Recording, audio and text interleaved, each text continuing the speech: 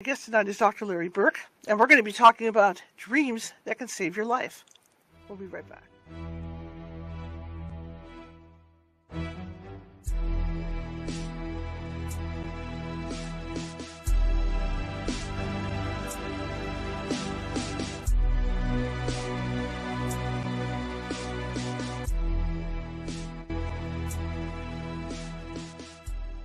Grab your popcorn and snacks. Find a comfy spot, take a seat or lie down, and let me transport you to a place of fantasy, ghost stories, ancient legends, odd creatures, alien encounters, and other magical topics. You may even decide to join the conversation. From faraway lands to your own backyard, with a small dash of pixie dust, turn out the lights and open your minds. The journey is about to begin. Good evening, everybody. How's everybody doing? Happy Hump Day Wednesday. My name is Charlotte. I'm going to be your host for the next hour. I'm also the owner of the California Haunts Paranormal Investigation Team, based on playing with my buttons. Sorry, guys. Trying to get this. I can't get this thing on. Go. Turn on. Normally it's not an issue. There it goes. I am the owner of the California Haunts Paranormal Investigation Team, based out of Sacramento, California. However, we're 45 strong up and down the state, which means if you think you have a paranormal need, we can get to you. It might take us a while, because California is a really huge state, but we will get you within a couple of days. And in the case that we can't get you right away, we do have mediums on staff who can phone you and do remote reads and determine whether or not something's going on and determine what is going on. And in most cases, they can calm the energy down until we can get out there. But like I said, it only takes us a couple of days. All right, that being said, if you're watching from Facebook, and I know a lot of you are tonight, please, if you like what you see in here, please hit that follow button. Always looking for followers. Also, be sure to give me a thumbs up, or a heart, happy hearts or something. Show me some love. I'd really appreciate it. And chat amongst yourselves in the chat room. Okay, feel free to do that. If you're watching from YouTube, it's kind of like the same gig. Do me a favor, if you haven't subscribed yet, subscribe. I have over 1,000 videos over there, all of this show, all different topics, because I like to cover different things. I'm a journalist, photojournalist. It's not always about ghosties and goblins and all that. I like doing stuff like we're doing today. I love topics like this. So feel free to do that. And again, leave me a thumbs up if you like what you see in here, and chat amongst yourselves in the chat room. Twitch, same thing. All the social media places work similar. The only one that's kind of off the board is TikTok, because in order to thumbs up on a video, well, you can if you're physically on TikTok, but if it's alive, you have to double tap the screen. But we're not on TikTok today, so it doesn't matter. That's all null and void. Anyway, this gentleman I'm having on today, I'm really excited to have him.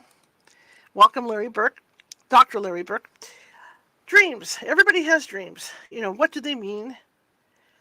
It's like a window into your soul, and I think the things that Larry has come up with is fascinating.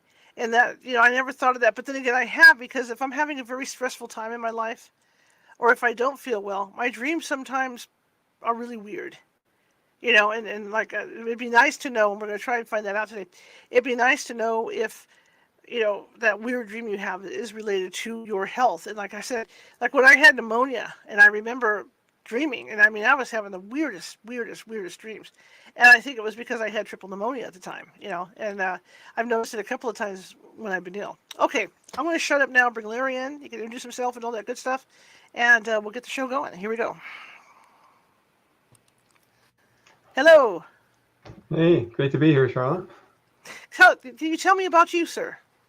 Yeah, so I am background as an academic holistic musculoskeletal radiologist. Many people think holistic radiologist is an oxymoron, but I did that for 40 years, read 60,000 MRI scans, and along the way I somehow went off the rails into integrative medicine around 1993 or 4, and was co-founder of Duke Integrative Medicine, and then after working there till 2004, I went off on my own to do radiology from home, and also to become more involved with the Ryan Research Center, which is Duke's former parapsychology lab. It hasn't been part of Duke since 1964, but I was the board president in 2007 to 2008, and I've always been interested in parapsychological research.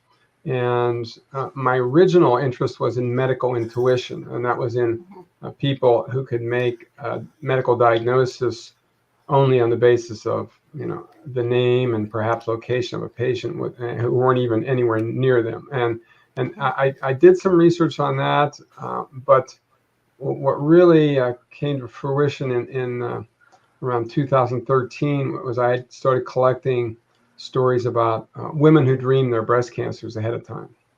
Wow. And that was started out with three of my friends, and and we have a joke in medicine. It's like one time it happens, it's a case report. It's second time it happens, it's a series, and then third time it happens, it becomes an entire study. So and then I went on and did a survey of around the world and came up with 18 women total who had similar experiences, and wrote a paper on Wow. that, and then wrote a book about it. And I get to plug my book here. So there's Dreams That Can Save Your Life, There you go. Yep, good plug. and Shame, with shame, co-author. shameless plug. Yes, that is Shameless plug. great. Yeah, Shameless plug. that's Kathleen O'Keefe Canvas is my co-author. She was one of the dreamers from the study, and that's a depiction of sort of what she looks like. And her dream guide that guided her the whole way through her diagnosis and healing process were Franciscan monks with hoods Wow. and robes and rope belt, sandals, the whole thing. And Wow. other people in the study had dream guides who were white-coated healthcare professionals, like you see at the top. So yeah, That's it was awesome. a fun journey. And Bernie Siegel wrote the forward to it. And he was the first physician who introduced me to the fact that dreams might have some medical value. So That's absolutely fascinating. Um, can you tell us, what to look for in our dreams? I mean, is it going to be direct, like with the like with were you the dreams from the ladies that had cancer? Did they see it directly, or was it like a message within a message? Because I mean, dreams can do that. anytime anybody has a dream that they suspect might be related to a physical issue, I tell them to ask two questions. First is this dream about me or about somebody else?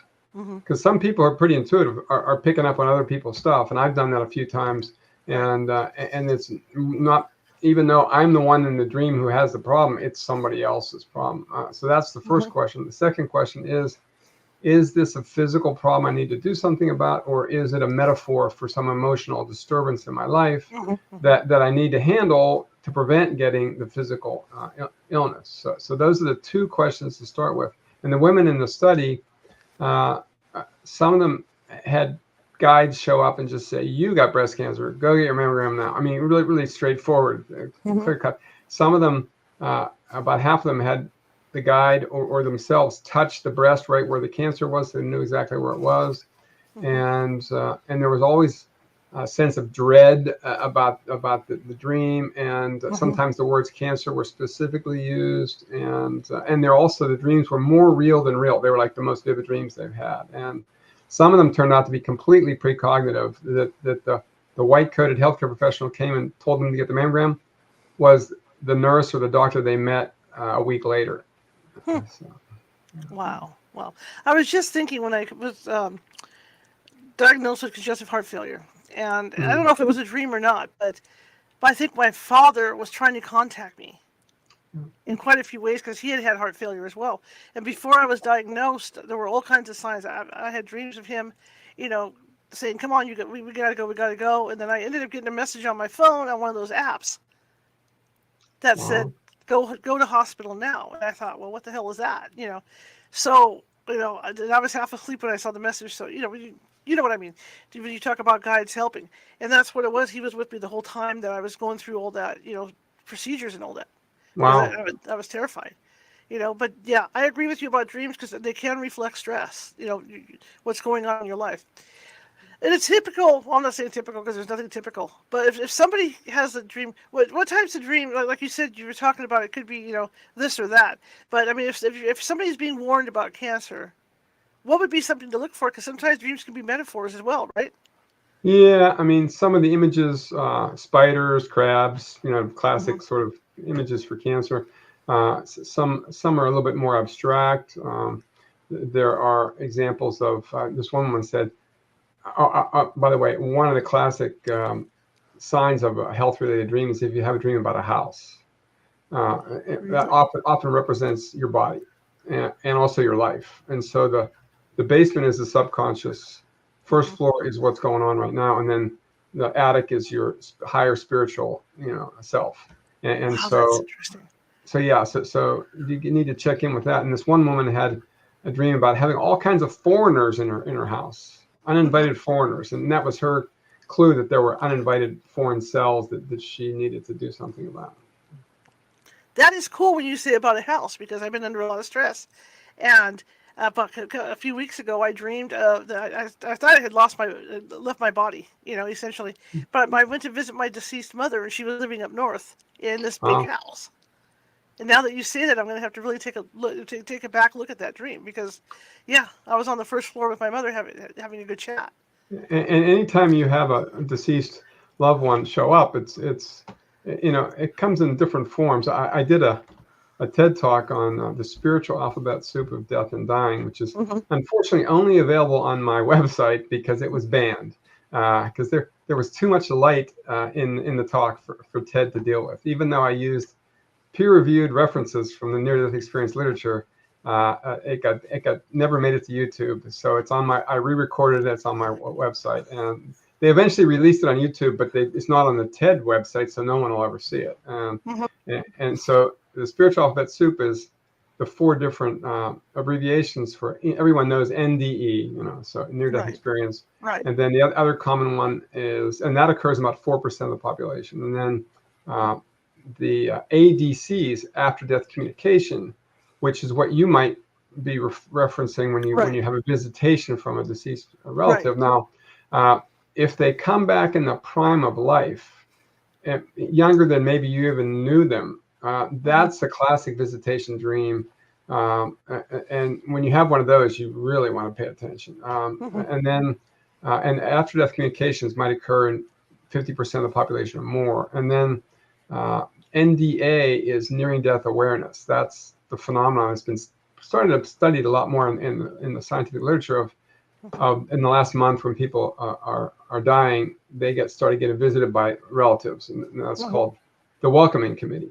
And then and it turns out that if they have those dreams and visions at the end of life, their transition's much smoother. And so what you should do in that case is just acknowledge them and even play along with it, like, oh yeah, you see grandma sitting in the chair there, I won't sit there, and then the final one is the most rare, is the shared death experience, or SDE. And that's where there's 2 types. One is where you're in the room with someone who's dying, and and you're fairly intuitive.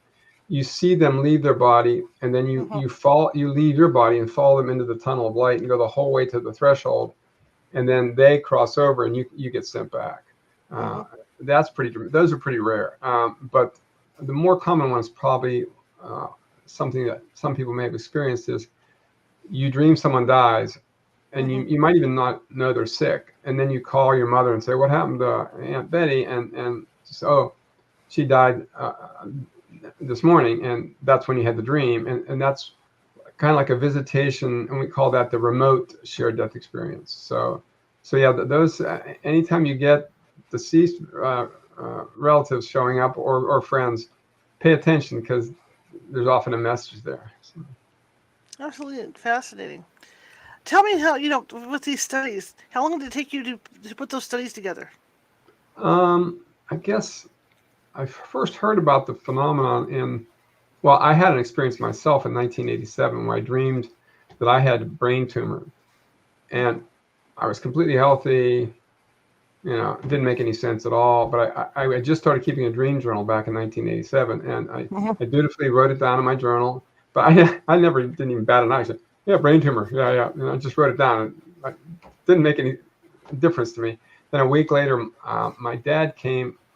Actually, no, it was, I had the dream the night when my dad visited me for Thanksgiving for the first time in months. So that coincided with his visit and the dream. Then 2 weeks later, he was diagnosed with metastatic kidney cancer. And the irony was, and the symbolism was, it was the left kidney, and in the dream, I saw it in my left side of my brain on a CAT scan, and he had it on a CAT scan, and everyone was shocked because looked so healthy and had this big tumor. And the kidney's a little bit like a brain, has a cortex and a medulla and everything. So that was my first experience of any kind of dream diagnosis. And I was reading Bernie Siegel's Love, Medicine, Miracles book at the time, where he talks about things like that. So that sort of Mhm. validated that experience. But I didn't recognize it until like uh, weeks later when I was looking back to my dream diary. Like, oh, look, I dreamed about that cancer and my dad was here. So that was my first experience of that. And then I had a friend come work with me as an assistant, Polly Delavitt, in 1999, and she already had this wild, crazy story about spiders crawling out of her mouth, and she had cancer of the tongue. And then so a lot of times what happens is people, they insist that it needs to be evaluated, and they go in and she had a biopsy of her tongue and it came back negative. And so she had a dream the next night of the MASH crew was there, Hot Lips Houlihan, and one of the doctors uh, telling her, they're gonna have to go back and biopsy this again. And she did, and found the cancer of the tongue. And then after treatment, years later, it came back, and sure enough, she had a dream of a spider escaping from its cage. So that was my first clue that this might be useful information. And then I had one of my best friends have a really vivid dream of being on the operating room table with a surgeon operating on her breast. And it was a woman surgeon. And she was so freaked out, she went in for a mammogram right away. And the radiologist came out a little bit later and said, no worries, it looks normal. You can come back in 6 months or a year or whatever. And she goes, no, I think I have cancer. And she goes, well, why? And she didn't tell her. Mhm. But she said, but I'm not going to leave until you do an ultrasound on my breast. And so the radiologist is like, well, we don't just fish around with ultrasound when usually it's just used if there's a mass to tell if it's a cyst or whatever. And she said, well, I'm not leaving. So she said, I wouldn't even know where to look. She said, just look right here. And she pointed to her breast, and the radiologist kind of rolls her eyes and puts the probe on her chest, and it's like turns white as a ghost and said, oh, there's a cancer deep in the breast that I couldn't see on the mammogram. And I'm like, whoa. And then a week later, when she went to see the surgeon, it was the surgeon in the dream. So yeah. Wow. Wow. Now, when you talk about the spider,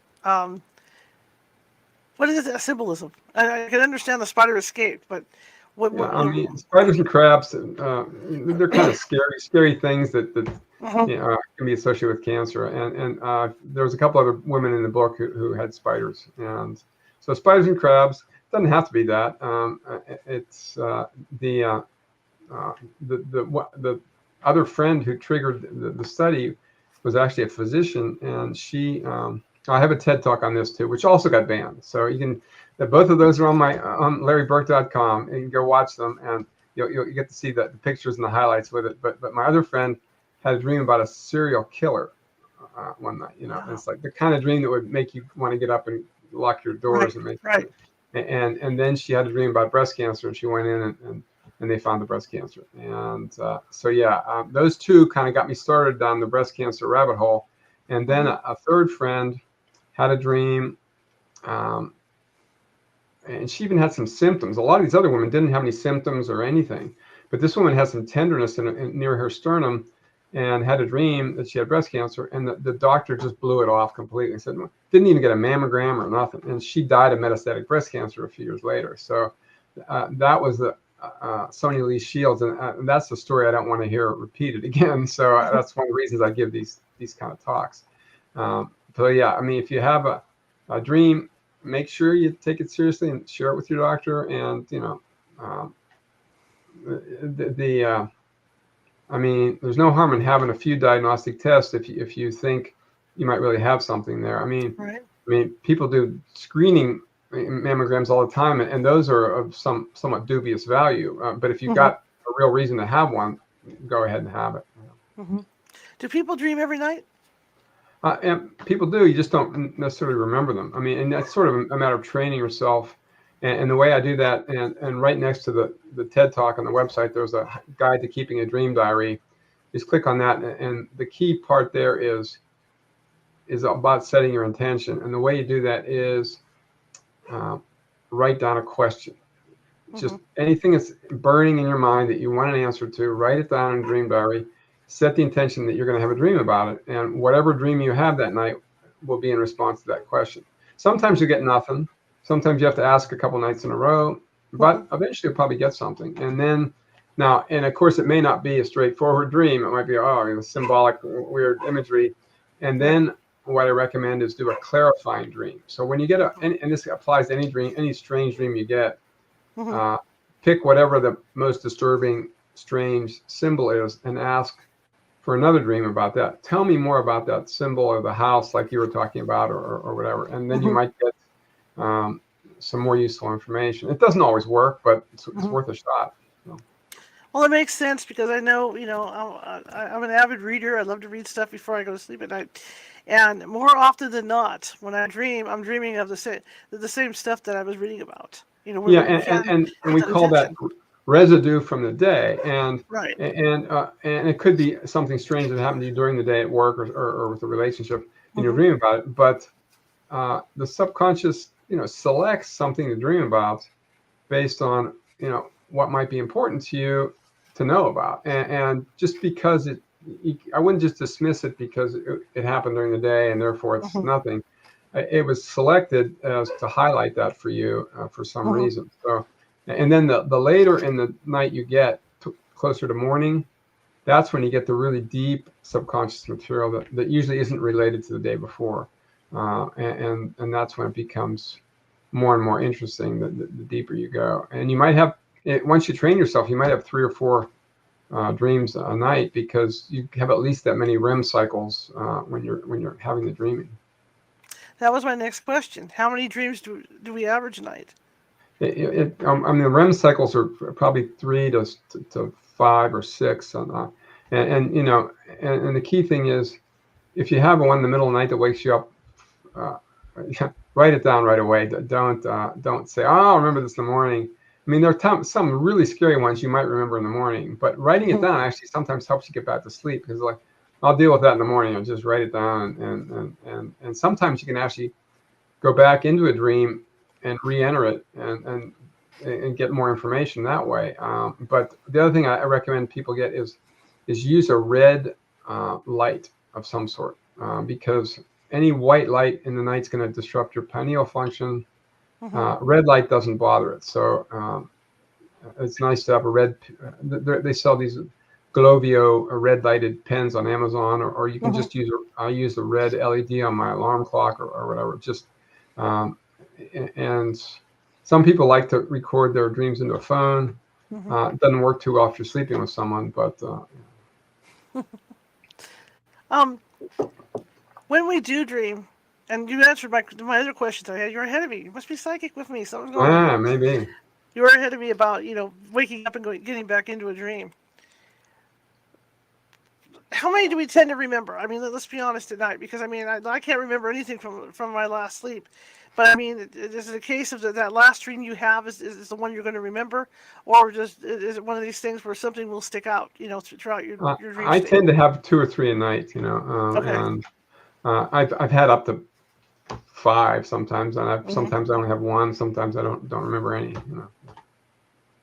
Okay, just wondering.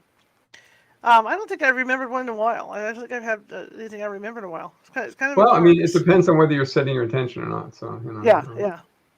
Now, to set the intention, like you say, is it a thing you can write it? Because some people have to write stuff down to get it up here. Yeah. So are there different ways to do that?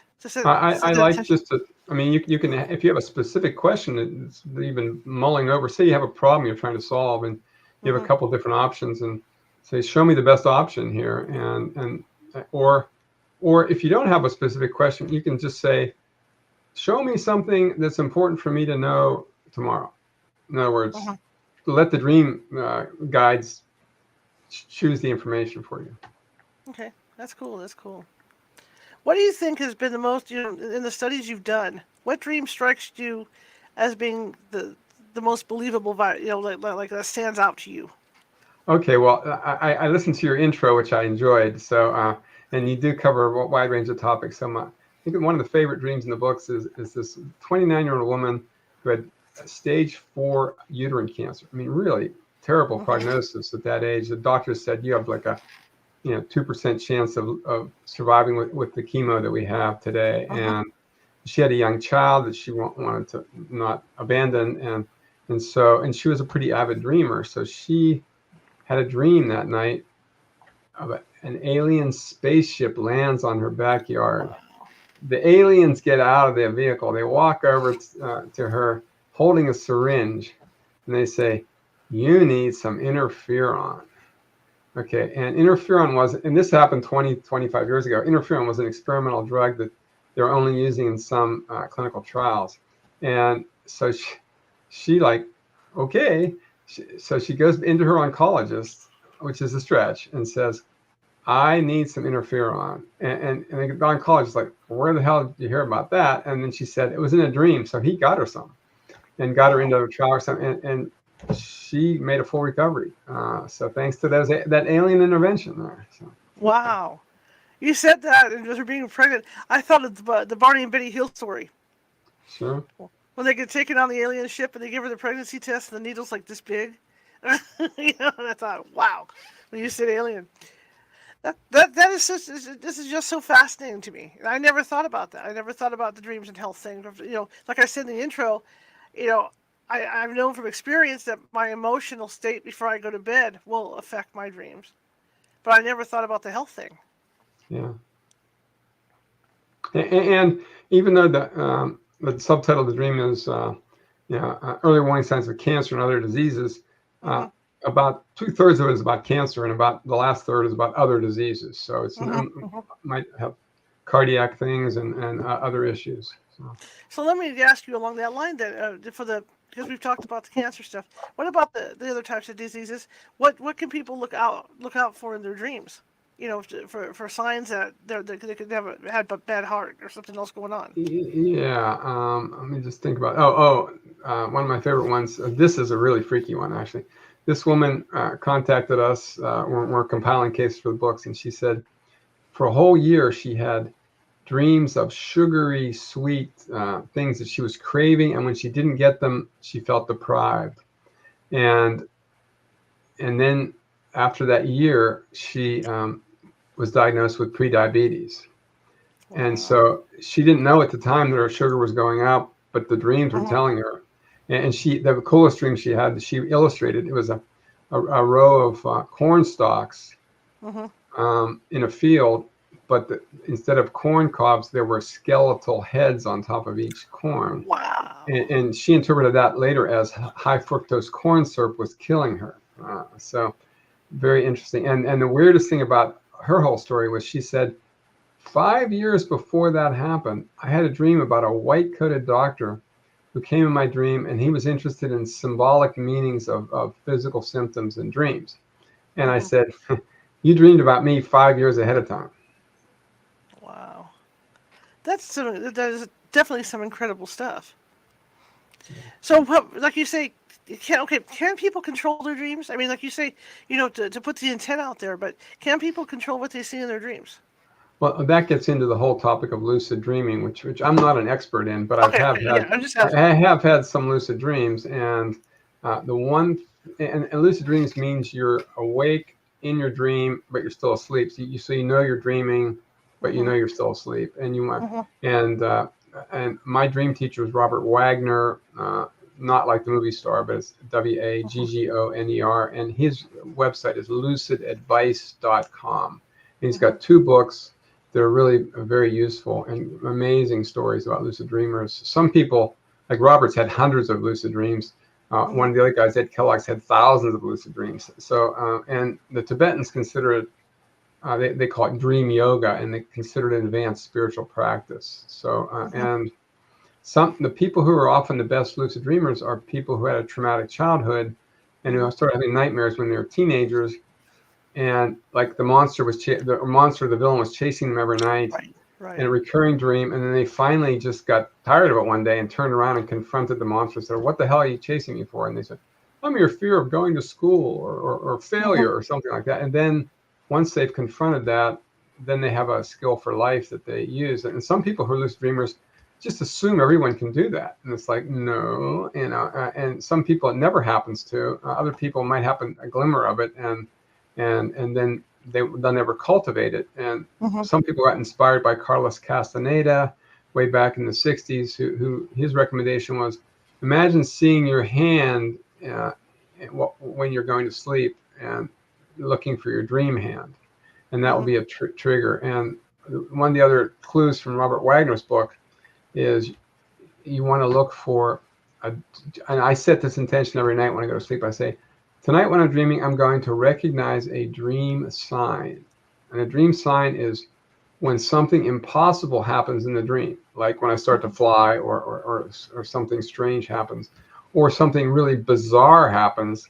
Either one of those can be what we call lucid trigger. And when you, because what happens when you're dreaming mostly is your left brain critical thinking capacity goes offline. Mhm. And when you want to become lucid, you want to bring that back on just for a few seconds to go, wait a minute, that's impossible. I must be dreaming. That's the question you want to ask, and then answer. And then, uh, so I say that. And also, if a deceased loved one or deceased friend Sure. shows up, that's another lucid trigger. You go, hey, you're dead. I must be dreaming. And so those Mhm. are two really useful triggers. And then I say, and then I'm going to realize I'm dreaming, become lucidly aware. And then Robert has a 4-part, really clever meme acronym. It's actually MEME. So Mhm. the first M is modulate your emotions, because the biggest mistake you can make when you become lucid is you get excited. I'm lucid. It's over. And so the first thing you do is kind of chill and go, I'm lucid. I'm just going to see what happens next. And then the next is you can enhance the E is enhance your awareness, which means, make the dream more vivid, more real, whatever. And you can now, once you start to control, what's going on. And then Mhm. the the second M is maintain your focus. And one of the recommended ways is to look at your hand.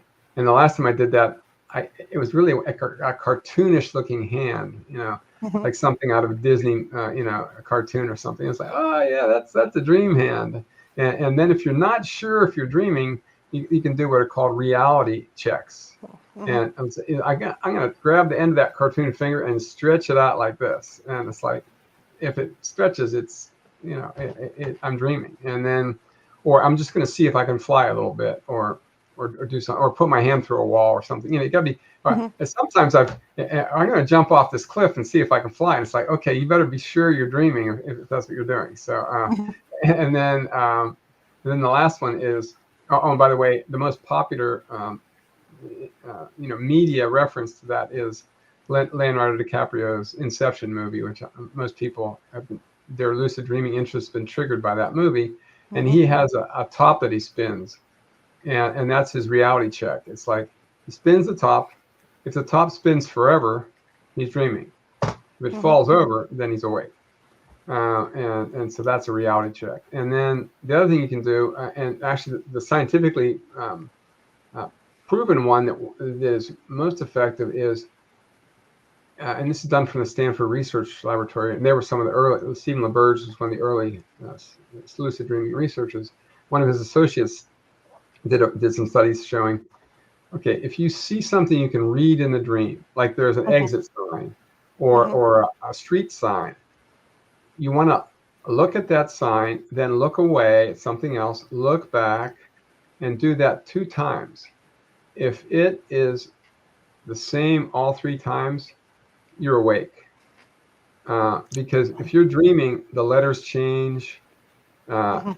spelling changes, something weird happens. It's just not a constant. So that's a good test of whether you're awake or not. And then Robert's final letter in the meme, the last E, is to establish a dream goal. Like once you realize you're lucid, you stabilize it, then you want to have a plan. Like, okay, I'm just going to fly, or I'm going to, one of the fun things is I'm going to interrogate some of my dream characters. Like, then Mhm. you can actually do your dream analysis on the fly. Like, hey, what do you mean? What do you symbolize? Oh, and so you can actually figure it out before you wake up.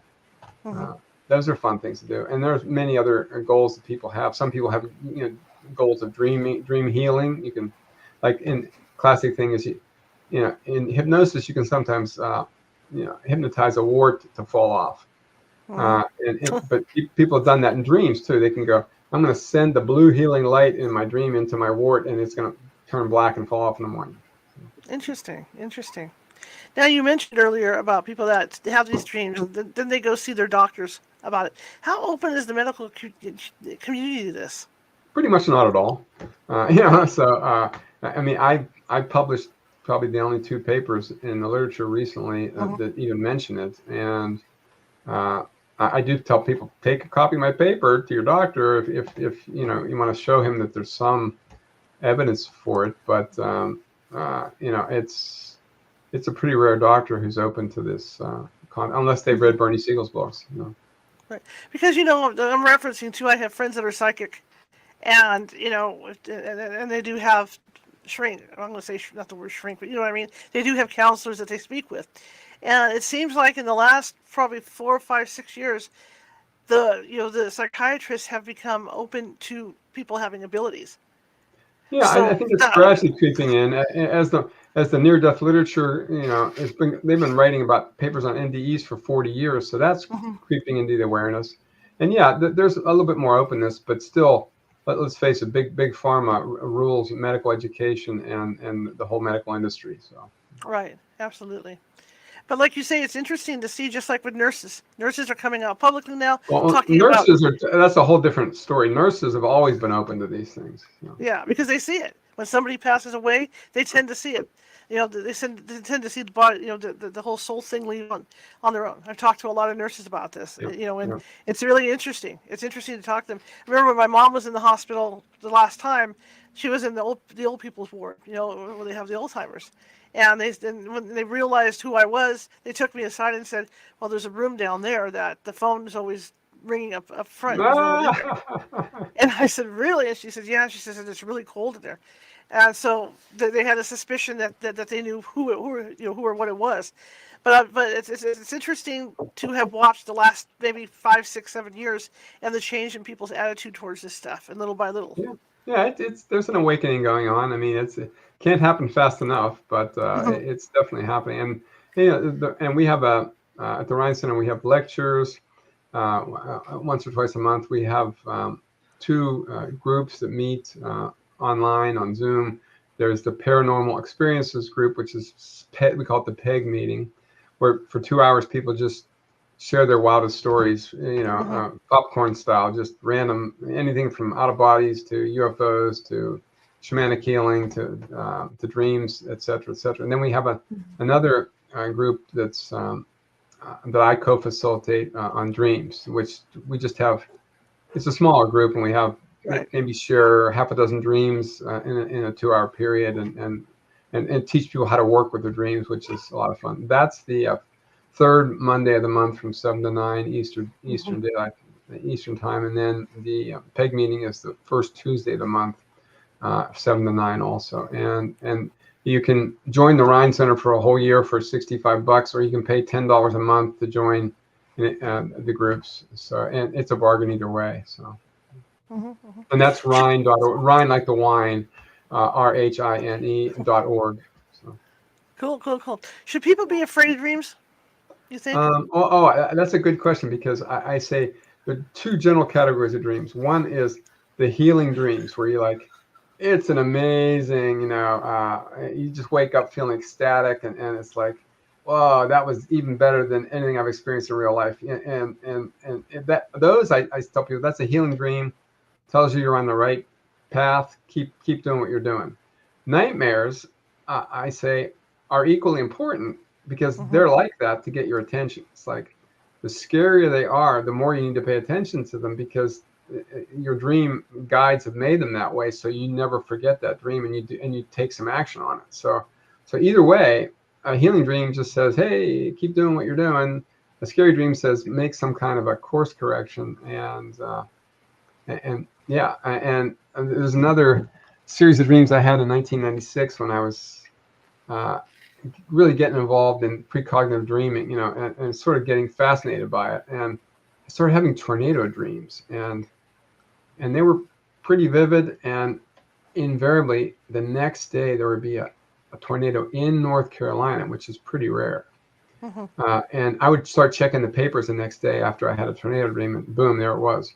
Even one time I was in Florida getting ready to fly back to North Carolina, had a dream about a tornado hitting the Raleigh-Durham airport. And the next day I'm flying home. My plane got rerouted to another city because a tornado tore the top off of one of the hangars. So it's like, Wow. and so I got totally blown away by those. I was just fascinated by it.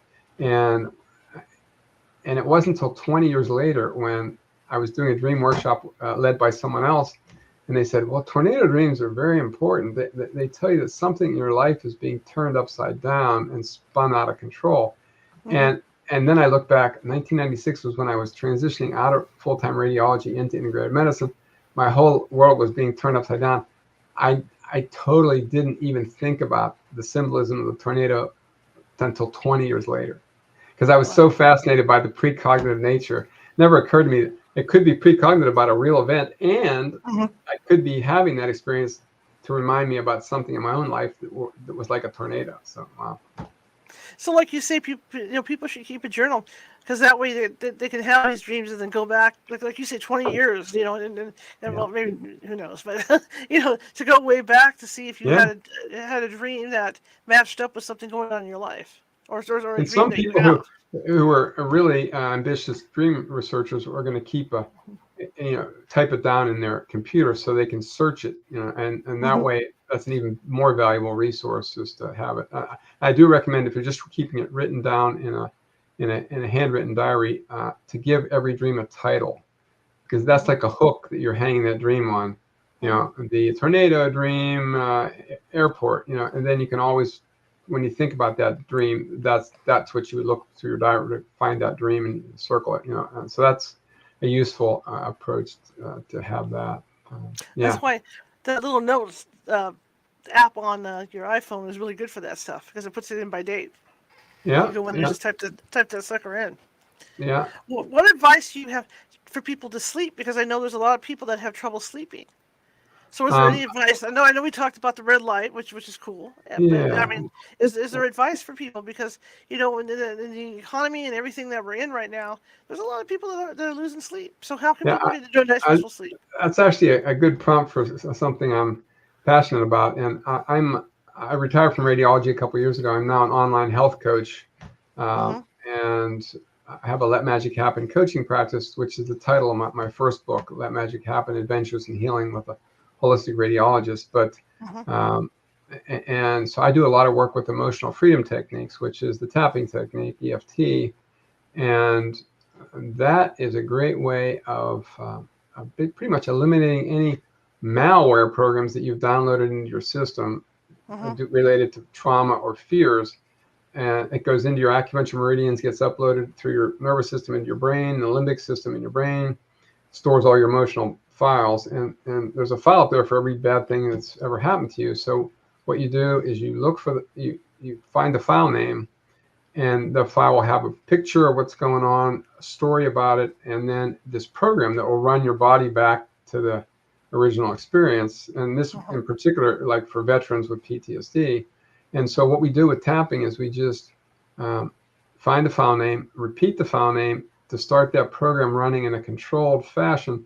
And then you start to tap on your acupuncture points on your face and your chest, and you essentially, it's like hitting the delete key in your computer. You uninstall that program, and then you put in a program that you want using hypnosis. And actually, if you go up and look at that file, a memory you have is only as old as the last time you looked at it. So if the last Mm-hmm. time you looked at it, you were doing some pleasant tapping instead of having your heart race and your gut wrench, when you save that file again, what you remember is the pleasant tapping on your Mm-hmm. meridians. So that file has been changed, and it's called memory reconsolidation is the technical term for it from neurophysiology. But then you can put in a program you want using hypnosis, and it's like, for example, like if you're having trouble sleeping, Mm-hmm. and what I usually do is just say, you always want to phrase the EFT thing as a negative thing. Mm-hmm. It's the opposite of hypnosis. So you're going to say, I'm wide awake and I can't get to sleep. right? And just voice what you're experiencing. And it's like, and then you can exaggerate it and go deeper. Like, I'll never get to sleep. I'll be wasted tomorrow. It's like, and you keep tapping all that belief system out of you. And the last time this happened, I didn't sleep at all, and just tap all that away. And then at the end, you start doing the final, I do like 4 rounds of tapping. The fourth round, I'll be tapping in the new program. Like, I want emotional freedom now. I'm falling asleep now. I'm going to sleep soundly, and until morning. I'm going to wake up refreshed.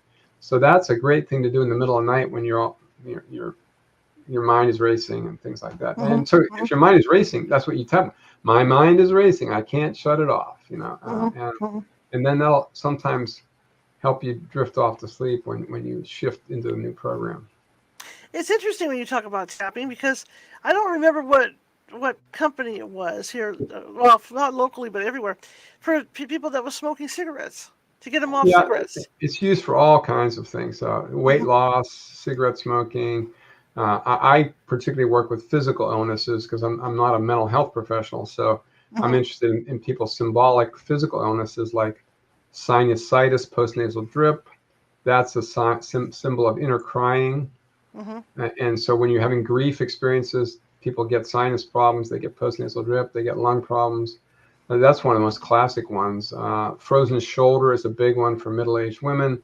And when they have anger trapped in their shoulder and they're going through menopause and their body's becoming more inflamed, it localizes in the shoulder and it freezes their shoulder because they really want to punch their husband in the face, but that's not appropriate. So they just freeze their shoulder instead. So that's the sort of work I do with that. And then fear, I also do work with the 4 chakras, the lower 4 chakras, and there's an emotion for each one. The lowest chakra is about fear. Second chakra is anger. Third chakra is shame. Fourth chakra is grief. And there's physical problems that go with each one of those. And right now, with the era that we're in politically and globally, fear is the big one right now, and that's the first chakra shaking us all to our roots. And so I decided I'm going to do a Zoom workshop on September 7th, which is a Saturday from 10 to 3 Eastern time. And it's called Wake Up from the Trance of Fear. And I will be helping people tap through all the different fears and then replace it with programs for health and wealth and abundance. So, yes. And that's posted on my website, too, if people are interested. That's awesome. That's very awesome. I love the work you do. It's fun. It's a lot of fun. It's more fun than reading MRI scans. But Right. So what do you say to people that start having dreams and stuff? Should they contact someone like you, or like you say, once they start reading their journal, should they come to somebody like you and seek medical help right away, or what? Well, I mean, read my book first. Sorry. I couldn't resist that. but also, go to my website. Well, watch my TED Talk on dreams. Right. And just start keeping a dream diary. Start asking questions, and then if you can find other people locally to share with, it's great if you can share with members of your family. I mean, the greatest thing if you got kids to teach your kids how to keep a dream diary. And every morning at breakfast, you can just sit around and go, hey, who had a dream last night? And let's talk about it. My own daughter, when she was 2 or 3, she started keeping an illustrated dream journal. She just started writing cartoon drawings of her villains and heroes in her dreams. And now 30 years later, she's a creative writer. But that's where it all started. And so those are great opportunities for sharing. And if people want to come and do it formally, you can learn to do it at the Rhine online group, or you can join the International Association for the Study of Dreams or go to some of their conferences. And the protocol we use is based on their dream interpretation, a method, and that's you have people share their dream twice, and everybody listens. Then you get a chance to ask questions like, what color coat was that guy wearing? Or whatever, just specific questions about the details of the dream. We don't want to know anything about the context. We don't know what you had for dinner. We don't want to know what happened to you the day before, or we don't even want to know what question you ask yourself. We just want to know the details of the dream. And then after we've got answer the detailed questions, then everyone starts to go, takes turns going, if that were my dream, I would wonder about this symbol and whether it meant this. And that means the dreamer is listening, can reject or accept, that person's projection on their dream. But each Mm-hmm. person in the group is owning that dream like it's their own dream and what it would mean to Oh, them. And that way the dreamer gets lots of different right. perspectives on it. And then at the end, the dreamer gets to reflect back and say, that was right on target there, and this one is I hadn't thought about before, and that's called the Monty Ullman approach. He was one of the Mm-hmm. original ISD founders. So yeah, Mm-hmm. so that's great to do. One last question for you is: Yeah. you are standing on the Vegas Strip, and you have a bookstore. Of course, with your books, and there's other people out there that do dream stuff. How do you get people to come in and take a look at your book and buy your book? Ah, yes. In the TED talk, I asked two questions of people. I said, how many people remember your dreams? Okay, most people, half people put up their hands. I say, how many people write them down? Now that is that's like 5%. And the really frightening thing is when I ask psychotherapists, I'm lecturing to psychotherapists, how many of you keep a dream diary? Like 5% or less. And it's like, okay, so that means that your clients are not keeping a dream diary either. And didn't you learn about Jung and Freud in training? Oh yeah, we had a week on them. It's like, never mentioned again, and so I say, how many remember the dreams? And then I say, how many of you have had a dream that came true? And that really, a lot of people have had that experience, and that gets them Mm-hmm. very interested. And then I ask, have you ever had a dream about a health question? And have you ever wondered what to do with that? So, and usually, some people have had a dream about a health question, but didn't even realize it. And now Mm-hmm. you get them to think about it. Oh, maybe that was. And the other thing is, anytime Edgar Casey, the famous sleeping prophet of Virginia Beach, said, and nothing important happens to us in our life that isn't foreshadowed in our dreams. Mm-hmm. And what I tell people is I interpret symptoms the same way I interpret dream symbols. And so you got a dream symbol of, cancer, Mm-hmm.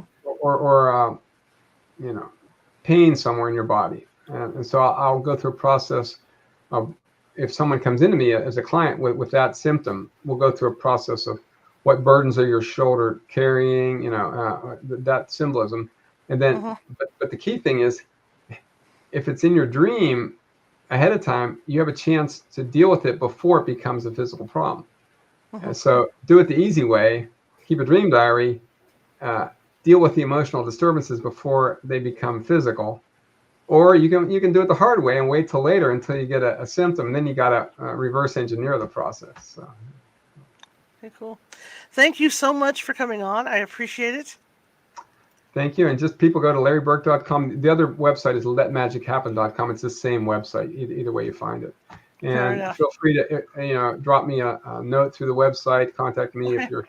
I do 20-minute free consultations for people before they become a coaching client.